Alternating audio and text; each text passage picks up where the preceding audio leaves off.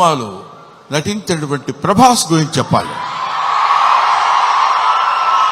ఆయన ఒక ప్రపంచం గర్వించదగినటువంటి నటుల్లో ఇప్పుడు ఒకడు ప్రభాస్. ఈ సినిమాలో ఆయన ఎందుకు అంగీకరించాడంటే, సినిమాలో ఆయన డబ్బు కోసం అంగీకరించలేదు. ఏదో ఈ సినిమాలో ఒక అద్భుతమైన క్యారెక్టర్ చేయాలని ఆయన అంగీకరించలేదు.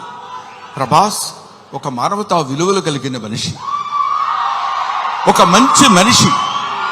ఎవరైనా ఏదైనా చేయిజాప అడిగితే కాదనేటువంటి వ్యక్తి కాదు ప్రభాస్.